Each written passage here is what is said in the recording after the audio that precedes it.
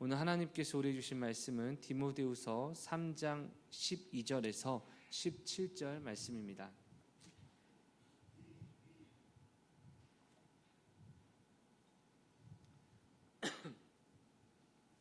디모데후서 3장 12절에서 17절 말씀.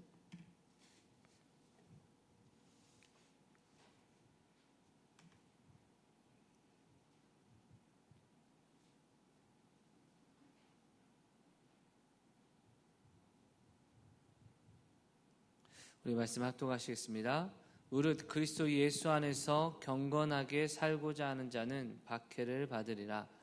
악한 사람들과 속이는 자들은 더욱 악하여져서 속이기도 하고 속기도 하나니, 그러나 너는 배우고 확신한 일에 거하라.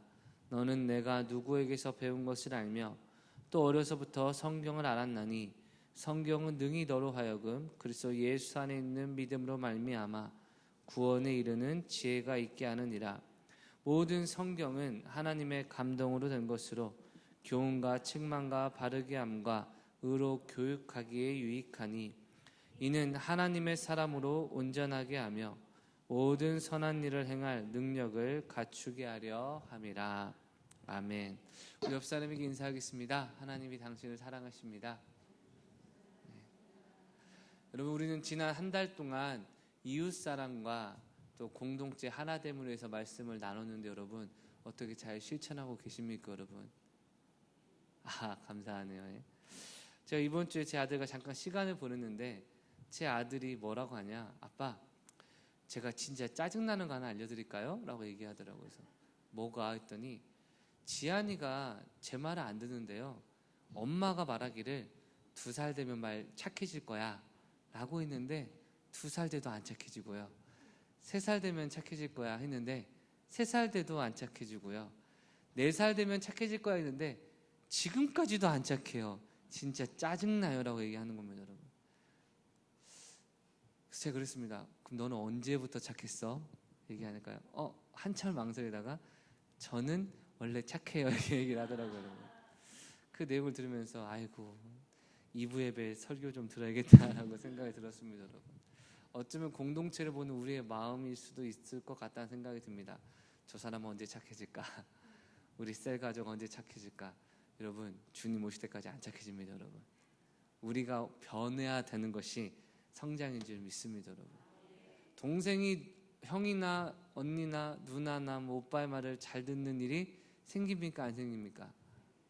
우리 남편이 아내 말을 존중하는 게 생깁니까? 안 생깁니까? 우리 아내가 남편의 말에 순종하는 것은 생깁니까? 안 생깁니까? 점점 대답이 저까지시죠, 그렇죠? 그럼 주님께 맡기시고 내가 변화되시길 주의 이름으로 축원합니다. 여러분, 가끔 그런 얘기를 듣죠.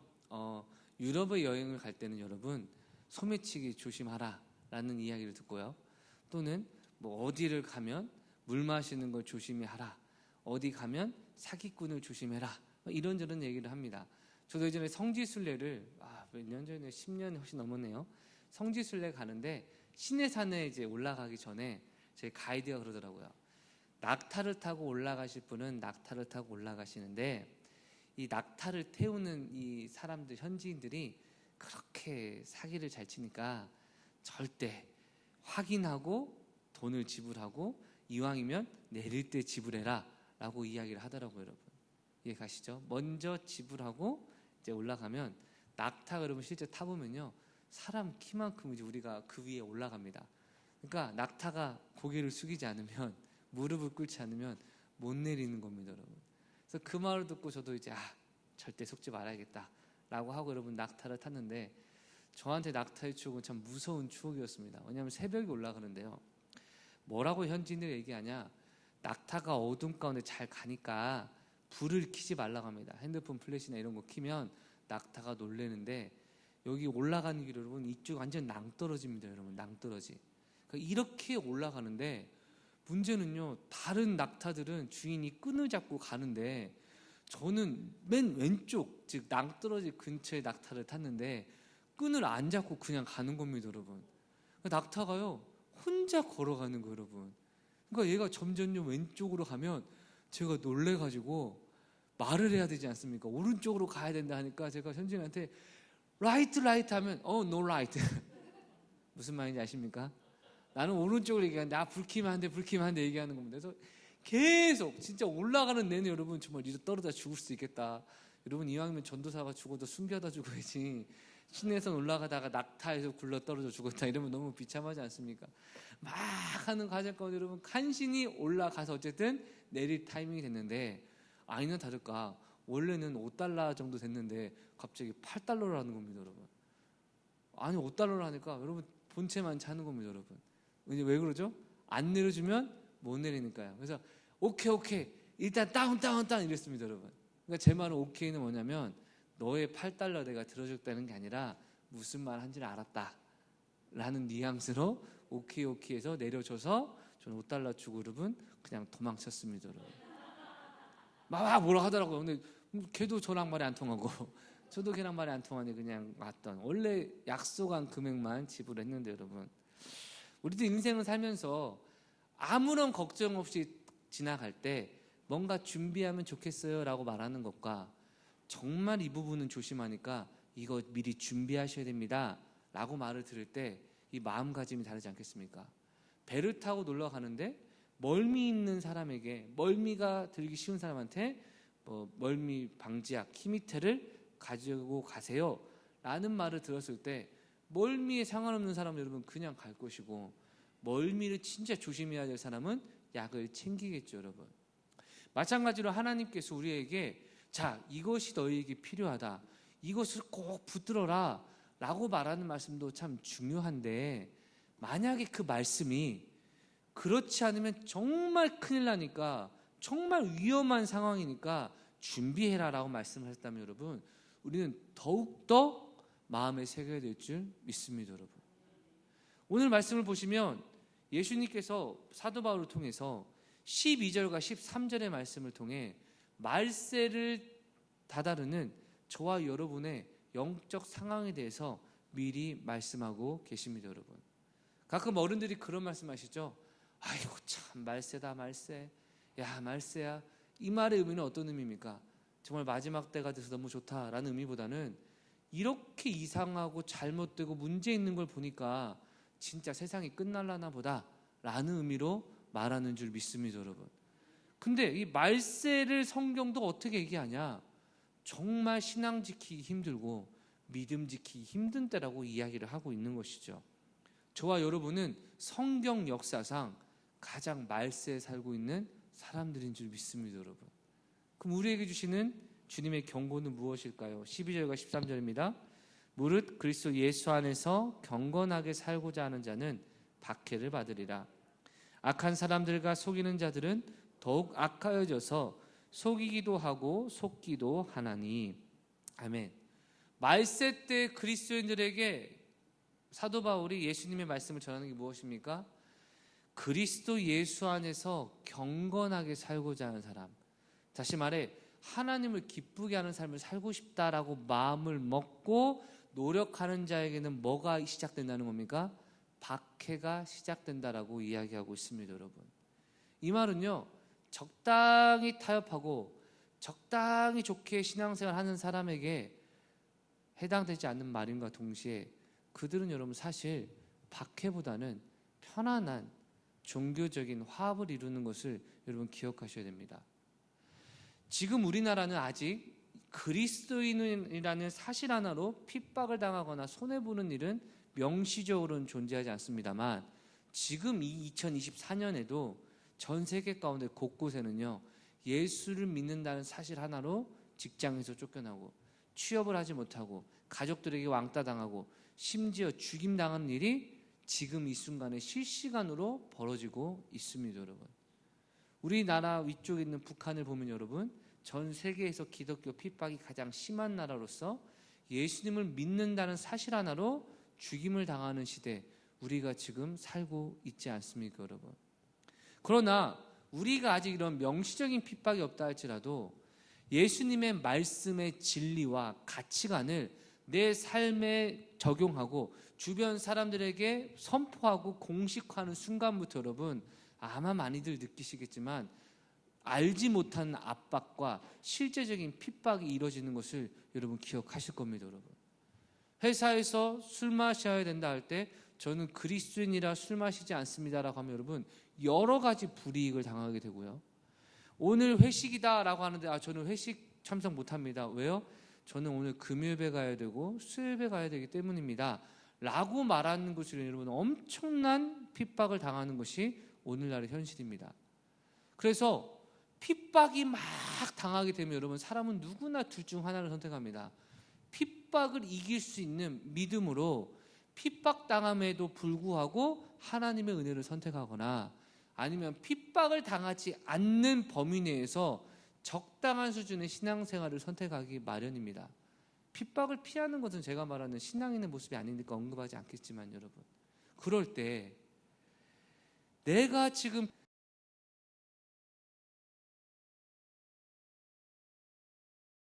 그렇지 않다라고 말하는 사람이 주위에 많다면 얼마나 마음이 편안해지겠습니까? 그게 마지막 때 거짓 교사들의 활동이라고 사도 바울은 경고하고 있는 겁니다. 13절입니다.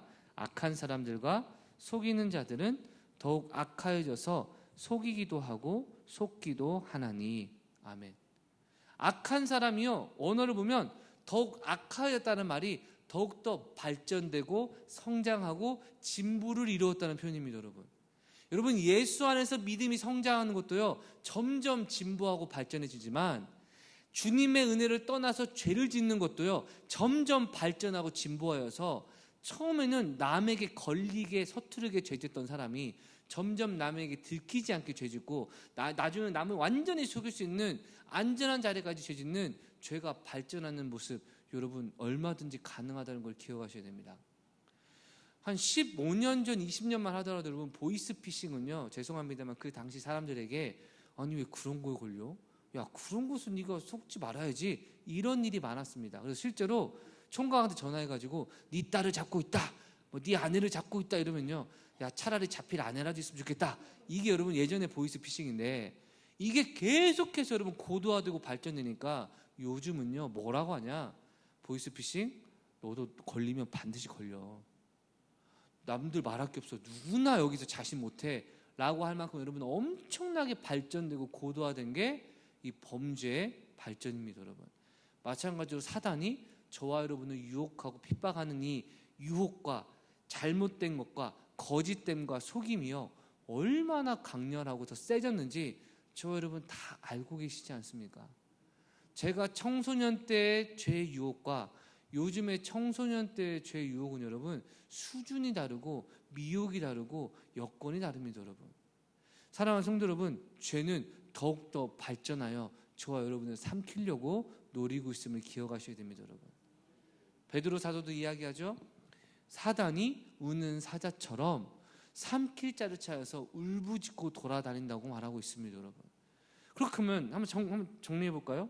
마지막 때가 되면 될수록 예수님 뜻에 살고자 하면 엄청난 박해가 시작되고 예수님의 뜻에 이탈되지만 거짓된 자가 우리를 속여서 그 정도면 신앙생활 잘하는 거야 라고 해서 우리를 타협하게 만드는 유혹이 심하다면 즉 영적 사기꾼이 넘쳐나는 시대라면 우리가 더욱더 경성해야 되고 더욱더 내가 신앙생활 잘하고 있는지 점검해야 되지 않겠습니까? 여러분 저는 헌금 아시겠지만 헌금 이제 봉헌을 할 때 11조는 꼭 읽습니다. 왜냐? 여러분 우리가 인정하든 인정하지 않든 11조는 하나님께서 우리에게 명령하신 것이고요. 예수님께서도 11조뿐만 아니라 11조에 합당한 정신까지 주님께 드려야 된다라고 강조함으로써 뭐 구약에서 11조는 폐지됐다. 여러분 그러한 것은 전부 잘못된 것임을 분명히 말씀을 드립니다. 여러분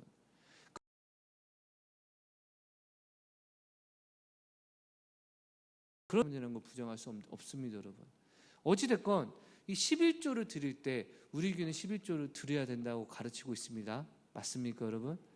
근데요 이런 경우는 어떨까요? 11조를 안 드리는 분이 계시면 어떻게 해야 되냐 이겁니다. 여러분 어떤 목사님이 그렇게 사역을 하신대요.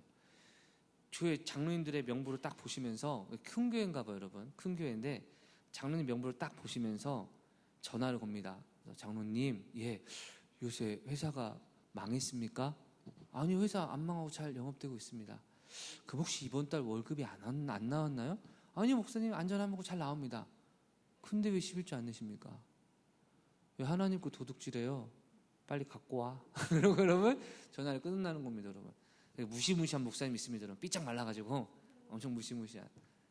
뭐 크게 맞다 틀리다는 떠나고 11조를 하나님께 드려야 된다는 말씀 앞에 오늘날 많은 사람들이 부담을 느끼는 현실에, 목사님 11조 좀 어려운데 믿음 생기만 하면 되지 않겠습니까? 라는 이런 질문에 목사들도 그래요, 믿음 생기만 하세요 라고 말하는 게 오늘 한국교회 대부분입니다, 여러분. 왜 그럴까요? 저도 한번 해볼까요? 네. 이 순간을 어떻게 넘겨야 될지 적절한 답이 떠오르지 않네요. 네.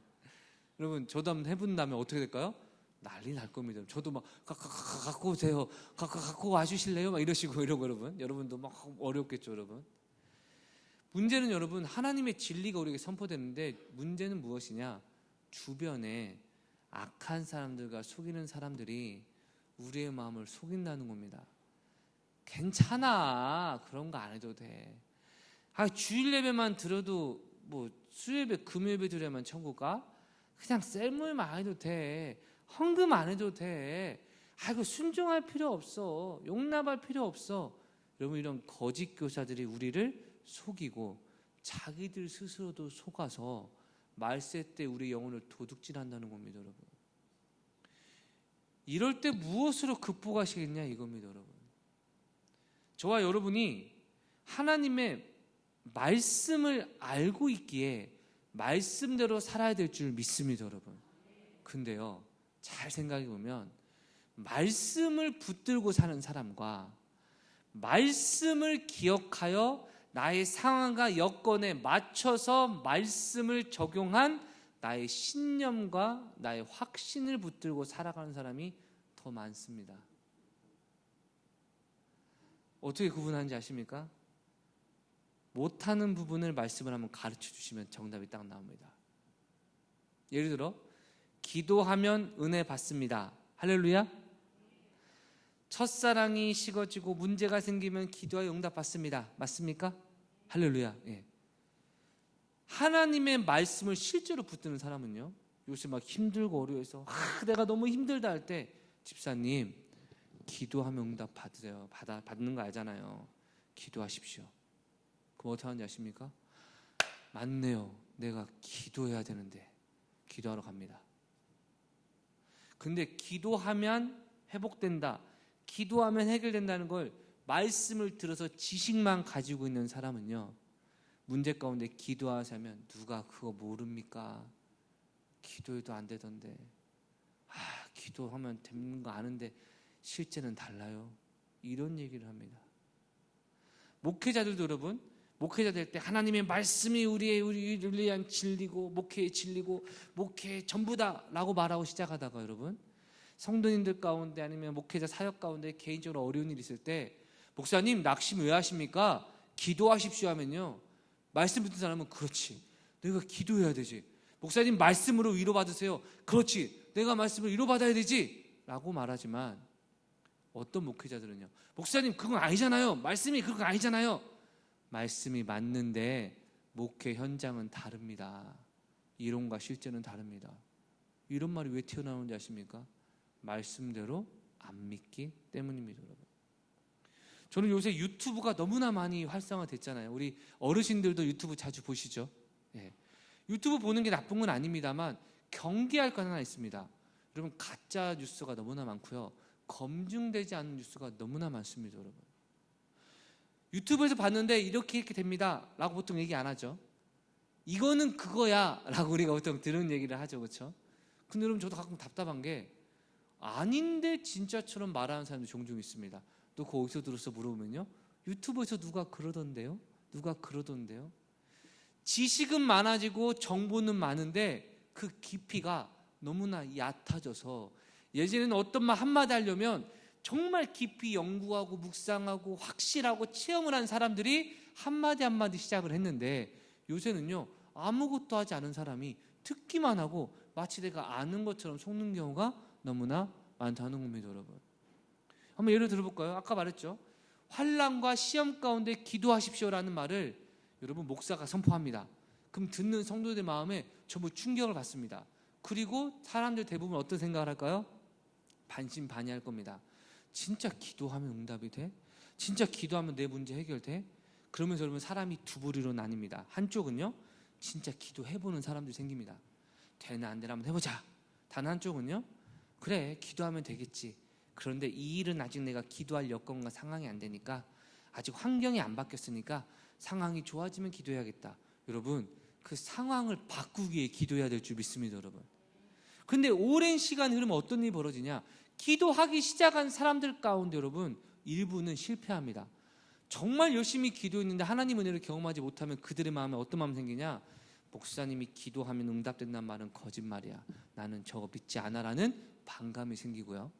또 다른 나머지 반절 정도는요, 기도하다가 은혜를 체험하고 문제가 극복되고 상황이 해결되는 것을 경험을 하는 줄 믿습니다. 여러분, 그들은요, 목사님이 설교를 통해 기도하면 해결됩니다, 왜 기도 안 하십니까? 기도 안 하기 때문에 문제 아닙니까? 라고 얘기를 하더라도요, 공감할까요? 공감 안 할까요? 공감합니다. 맞다. 내가 또 기도 안 하니까 문제가 생긴다. 여러분, 죄송하지만 이 두 부류는요, 교회에 큰 문제 안 일으킵니다. 왜? 다른 한쪽은요, 목사님이 설교를 할 때 아멘으로 화답할 것이고 할렐루야. 다른 한쪽은 싫다고 하겠지만 자기의 싫은 마음을 이미 알고 있고 속은 적도 없고 믿지도 않기 때문에 분란은 안 일으킵니다. 그런데 기도해야 된다는 것을 알기만 하고 한 번도 실천하지 않는 사람들 안에서 문제가 벌어지기 시작합니다. 왜? 문제가 발생할 때는 기도하면 된다는 거 아는데 기도하지 않았기 때문에 문제는 점점 커질까요? 안 커질까요? 커지겠죠. 근데 머릿속의 지식은 어떨까요? 기도하면 된다는 걸 알고 있기 때문에 언제든지 나는 기도할 준비가 돼 있다고 믿을 것이고, 시간만 흘러가다가 청소년인 사람이 이제 청년이 되고, 청년이 장년이 되고, 장년이 노년이 될 때 여러분 인생의 한계점이 딱 다다를 때 이 나머지 부류는요, 알긴 아는데 기도해 본 적도 없고 실천해 본 적도 없고, 알긴 아는데 시도도 해봤는데 목숨 건 적도 없고 정말 내 스스로도 후회 남지 않을 만큼 해본 적도 없다라고 하는 경험이 없기 때문에 이 답답하고 불편한 마음을 결국 어디에 화살을 돌리냐, 하나님 말씀에 대한 불신. 그러나 대놓고 불신하는 게 아니라 다른 사람들은 기도하면 된다라고 모두가 말할 때 아멘 하지만 내 마음으로 믿지 않는 이 종교인의 모습이 여기서부터 형성이 돼서 이게 문제를 이야기하는 겁니다. 여러분, 사랑하는 성도 여러분, 아는 게 내 실력이 아니고 알고 실천하는 게 나의 진짜 실력인 줄 믿습니다. 여러분, 살 빼는 방법 알려드릴까요? 여러분, 밥 꼭꼭 씹어서 천천히 드시고요, 골고루 잘 드시고요, 인스턴트 금하시고요, 밥 먹고 산책하시고 운동하시면 건강해집니다. 할렐루야. 근데 왜 저는 이렇게 싸우고 있을까요? 여러분, 아는 게 실제가 아닙니다. 여러분, 행동에서 열매를 맺어야 될 줄 믿습니다. 자, 그렇다면 마지막 때는 박해가 심해지고 우리의 신앙을 어떻게든지 속이는 사람들이 주변에 가득하다면 어떻게 대비해야 되냐? 주님은 말씀하십니다. 14절입니다. 그러나 너는 배우고 확신한 일에 거하라.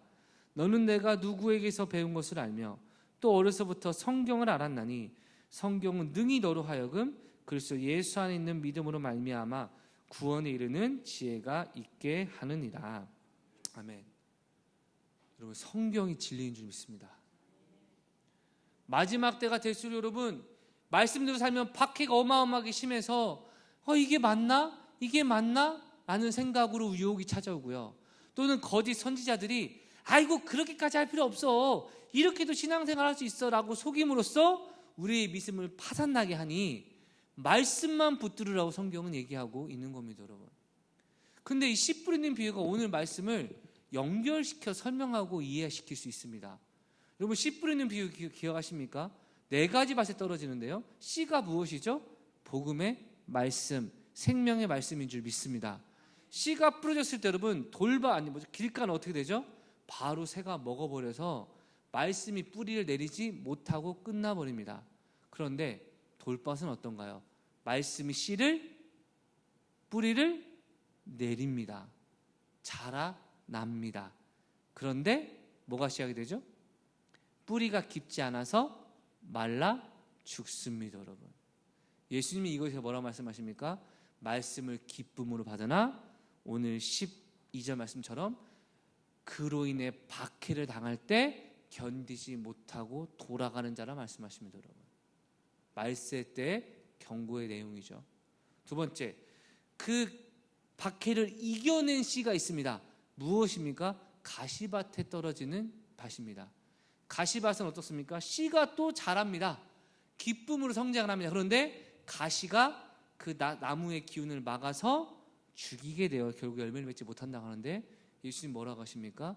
이 세상의 염려, 이 세상의 재물에 대한 욕심으로 인해 말씀의 기운이 막혀 죽게 된다고 얘기합니다. 즉 13절에 말하는 악한 자들과 속이는 자들이 속이고 속이는 것 중에 핵심인, 야, 세상 이렇게 하면 세상의 즐거움 못 누려, 세상에서 성공해야지, 돈 잘 벌어야 행복할 수 있잖아, 이렇게 해야 네가 더 잘할 수 있지 않나 라는 잘못된 것으로 우리를 속여서 열매 맺지 못하게 만든다는 겁니다. 여러분, 이해가십니까? 참 걱정되고 두려운 것 중 하나가 무엇이냐면, 여러분, 우리가 죄를 한번 짓는다는 건 그 죄를 짓고 끝나는 게 아니라 한 번 그 죄를 짓는다는 건 그 생활 방식과 선택 과정이 우리에게 경험되어진다는 것이므로, 반복해서 죄를 짓는다는 건 반복해서 같은 선택과 방식을 택하기 때문에 그 다음에 더 죄가 짓기 쉽다라는 원리가 나옵니다. 그래서 그런 말 있잖아요. 한 번도 안 한 사람이나 아니면 한 번만 하는 사람은 없다. 이해가시죠? 한 번도 안 하거나 한 번만 하는 사람은 없다는 겁니다. 다시 말해, 세상에서 지혜를 얻는 방법을 생각해 볼 때, 여러분, 자, 재테크에 성공해야겠다. 어떻게 하면 됩니까? 주식을 한번 선택해 보겠습니다. 주식을 해서 내가 돈을 벌어야겠다. 그러면 주식을 잘할 수 있는 비결이 내가 혼자 묵상하고 고민할 때 나옵니까? 아니면 고급 정보, 좋은 투자 정보, 이게 들어와야 잘 됩니까? 들어와야 잘 되죠. 그렇죠? 주식을 안 하십니까? 자, 그러면 재테크, 땅 투기, 부동산을 생각해 보겠습니다. 내가 기도하다가 주여 어느 땅에서 지도 가운데 하나님이 믿습니다고 다트를 던져서 꽂히는 땅을 사야 성장합니까? 아니면 부동산을 알아보고 경기를 알아보고 시세를 알아봐서 뭔가 듣고 결정해서 내릴 때 더 합리적인 결정이 됩니까? 여러분, 두 번째잖아요. 그렇죠? 그러니까 이 세상의 대부분의 일이요, 발품을 많이 팔수록, 더 많은 지인이 있을수록, 더 많은 정보를 가질수록, 세상에서 좀 더 지혜롭게 행동할수록 성공 확률이 높아집니까? 낮아집니까? 높아집니다. 근데 문제는 뭐냐? 이 방식 그대로 신앙생활도 합니다. 성경에서 우리 목사님이 말한 것이 무엇이고, 기도 가운데 내가 성경을 통해 묵상하고 깨달은 게 무엇이냐가 기준이 아니라, 주변의 사람들이 성경에서 어떻게 해석하고, 다른 교회 목사님은 어떻게 이해하고, 다른 성도들은 어떻게 생각하고, 그들이 어떻게 하니까 잘 됐다, 어떻게 하니까 못 됐다. 여러분, 여기서부터 세상의 욕심이 거짓 교사들로 통해 우리에게 들어와 속기도 하고 속이기도 한다는 것입니다. 여러분, 근데 이것은 저와 여러분의 문제뿐만 아니라 디모데에게도 마찬가지였습니다. 사도 바울이 디모데후서를 여러분 적어서 디모데에게 보낼 당시에 말세가 심해서, 여러분, 이미 네로 황제의 핍박이 어마어마하게 심해서 사도 바울도 곧 네로 황제에게 처형당하기 직전이었고요. 그리스도인이 된다는 건 목숨을 버리는 핍박이 이제 대대적으로 시작되고 있는 상황에서 디모데가 목회자를 할 때 성도들이 꼭 그렇게까지 해야 됩니까? 목사님, 로마 사람들한테 내가 그리스도인이라면 꼭 드러내야 됩니까? 로마 사람들 앞에 내가 제우스를 믿는다고 하고 교수만 믿으면 되는 거 아닙니까? 기타 등등의 타협과 주변에는 그렇게 해도 된다는데요 라는 여러 가지 뒤섞인 상황 가운데 어떻게 목회하는 게 진짜 목회냐라고 디모데가 혼란스러워하고 있었습니다. 여러분, 자기가 배운 신앙과 실제 목회 현장을 뛰어보니 현실과 말씀이 마치 틀린 것처럼 느껴지는 현실 가운데 고통받아서 얼마나 디모데가 상처를 받았냐면, 마음의 상처뿐만 아니라 위장병까지 실제로 발동할 만큼 힘든 와중이었습니다. 그럴 때 사도 바울이 뭐라 하는 겁니까? 디모데야, 네가 목회하는 환경만 그런 것이 아니라 무릇 예수 안에서 경건하게 살고자 하면 핍박을 당하는 건 당연한 것이다. 또한 교회 안에서 이것저것 알만한 사람들이 거짓된 말을 하고 그래도 세상에서 해야지, 세상이 지혜가 필요하지, 교회에서만 뭐 한다고 되나, 말씀이면 충분하나, 이런 식의 거짓 교사들이 귀 안에 나타나는 것도 악한 사람들과 속이는 사람들이 점점점 발전하여 예전에는 악한 사람들이 귀 밖에 있었다면 이제는 교회 안에 들어오고 그들이 이제는 직분자가 되고 그들이 이제는 목사가 돼서 성도들을 속이고 본인 스스로도 속는 사람들이 넘쳐나는 것은 당연한 것이다. 그러니 너는 무엇을 하는 겁니까? 너는 이전에 네가 배우고 확신했던 하나님의 말씀 안에 거하라. 할렐루야. 여러분뿐만 아니라 목사들도요, 이렇게까지 해야 되나? 말씀은 하라고 하는데 하니까 힘드네, 하니까 박해가 오네, 하니까, 다른 사람은 안 하니까 잘 된다고 하네. 여러분, 예전에 어떤 목사님 저한테 그러시더라고요.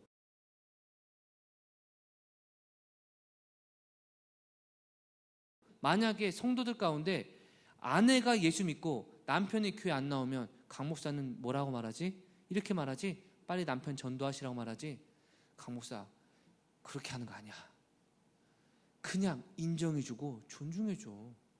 우리 교회 어떤 분이 권사님인데 남편을 전도하려고 힘들어하니까, 야, 그냥 목사님, 권사님, 진짜 전도하지 마시고 그냥 기도만 하세요 하니까 남편이 가끔 교회 밥 먹으러도 오고, 남편이 가끔 교회 와서 인사도 하고, 이번에 성탄절 트리다는데 그분이 내가 한번 도와줄까 해주고 트리도 도와주면서, 이런 식으로 하는 것이지, 거기에 남편분에게 예수 믿으세요, 불신자는 그러면 안 됩니다, 이러면 안 됩니다, 전도해야 됩니다, 이렇게 말하는 건 요새 목회 현실이 맞지 않아.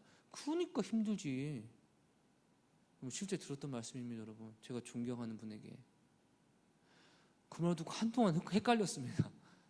뭐가 맞나? 근데 여러분, 제가 우리 교회에서 배우고 확신한 일, 하나님의 말씀은요, 정답이 정해져 있더라고요. 언제나 말씀 안에 거해야 될 줄 믿습니다, 여러분. 목사도 이렇게 왔다 갔다 한다면 우리 성도님들이 일상이 수십 가지, 수백 가지 매 순간의 선택의 순간 말씀대로 믿음을 지키는 게 얼마나 힘들고 어려운 일일까 생각하게 됩니다, 여러분. 그렇기 때문에 사도 바울은 더욱더 강조하는 것입니다. 여러분이 이전에 배웠던 말씀의 지식 안에 거하시길 주의 이름으로 축원합니다, 여러분. 그렇다면 말씀이 무엇이냐? 16절입니다. 모든 성경은 하나님의 감동으로 된 것으로 교훈과 책망과 바르게 함과 의로 교육하기에 유익하니 이는 하나님의 사람으로 온전하게 하며 모든 선한 일을 행할 능력을 갖추게 하려 함이라. 아멘. 여러분, 우리가 너무나 잘 아는 말씀이죠. 성경은 하나님의 감동으로 된 것으로, 그렇죠, 하나님의 말씀으로 된 것입니다. 근데 여러분, 16절의 말씀을 다시 한번 좀 낯설게 한번 보시면, 모든 성경은 교훈과 책망과 바르게 함과 의로 교육하기에 유익하니 라고 말하고 있는데, 이게 말씀을 강조하는 표현입니까? 아니면 교훈과 책망과 바로함과 의로 교육하기에 유익함을 강조하는 겁니까? 예를 들어보겠습니다. 제가 여러분, 다리 무릎이 너무 아픕니다. 무릎이 아파서 어떡하죠 하는데 어떤 분이 얘기하십니다. 목사님, 저기 어디에 의사분께서 침을 놓으시는데 그 침을 맞으면요, 목사님 무릎 관절을 이전처럼 활동하는 데 있어서 되게 유익할 겁니다 라는 말을 제가 들었습니다. 여러분, 질문입니다. 저한테 목적과 도구가 무엇입니까? 목적이 침 맞으러 가는 겁니까? 아니면 무릎에 유익이 있는 겁니까? 침이 중요합니까? 무릎이 유익한 게 중요합니까? 그렇죠? 다시 보겠습니다. 모든 성경은 교훈과 책망과 바르게 함과 의로 교육하기에 유익하니, 여기서 사도 바울의 강점은 성경이 하나님의 감동으로 된 것을 강조하기 위함입니까? 아니면 성경을 통해서 여러분이 교훈과 책망과 바르게 함과 의로 교육하기에 유익함을 말하는 것입니까? 마지막으로 질문합니다.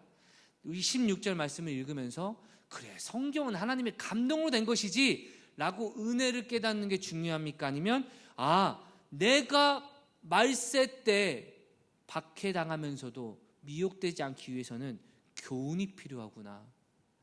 책망이 필요하구나. 바르게 함이 필요하구나. 할렐루야. 의로 교육하는 것이 필요한데 성경이 이것을 달성하는 데 있어 유익하게 나에게 도움을 주는 것이구나. 어떤 것입니까? 후자입니다, 여러분.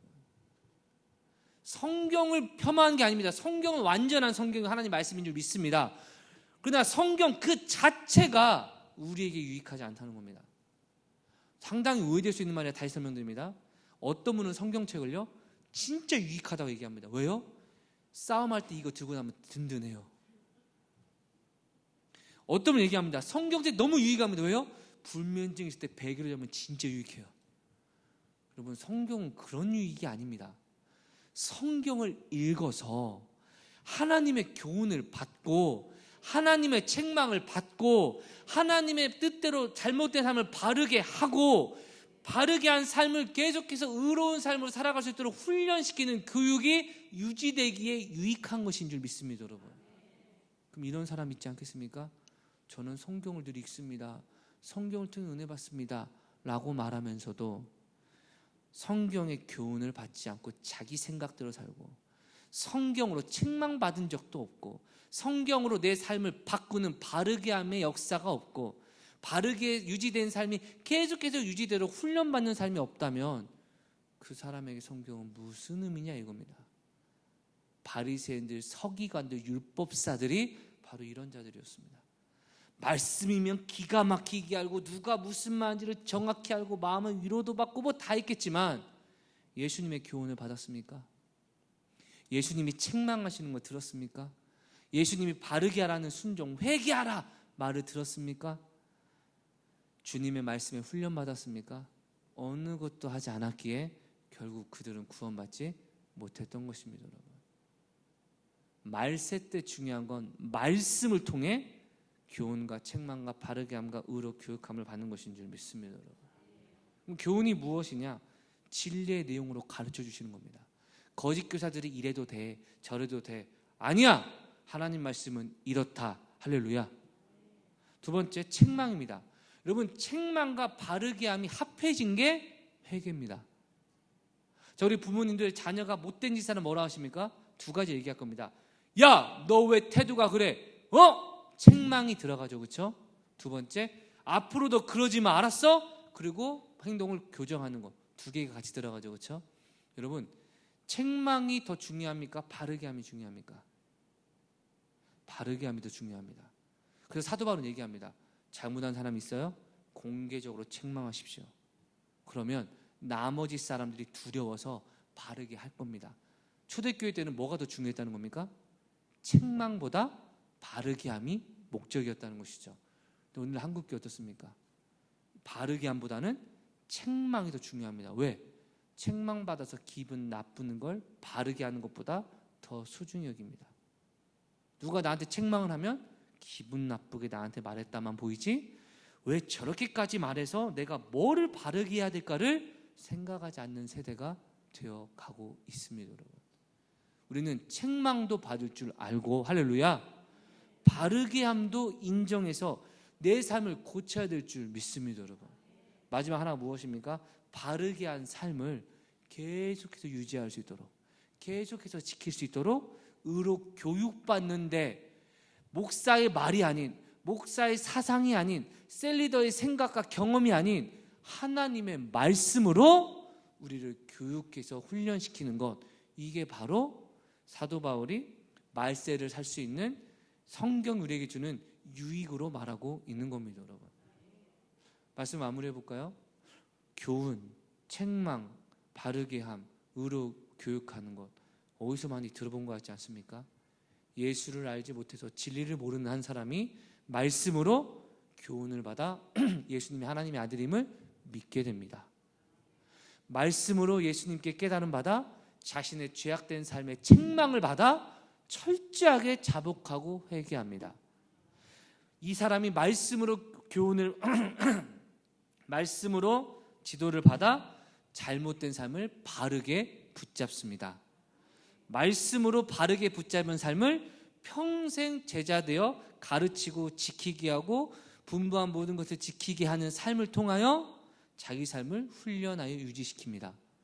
한 사람의 구원의 여정이 말씀으로 이루어지듯 구원받은 성도의 안전한 사역의 여정도 말씀으로 교훈과 책망과 바르게 함과 의로 교육하기에 유익한 삶을 살아야 될 줄 믿습니다. 여러분, 왜 굳이 이렇게 해야 됩니까? 17절입니다. 그 이유는 하나님의 사람으로 온전하게 하며 모든 선한 일을 행할 능력을 갖추게 함이라. 아멘. 우리의 신앙 고민이 17절에 다 있지 않습니까? 목사님, 아는데요, 못하겠어요. 기도해야 되는 거 아는데 기도할 힘이 없습니다. 전도해야 되는데 전도할 마음이 안 생깁니다.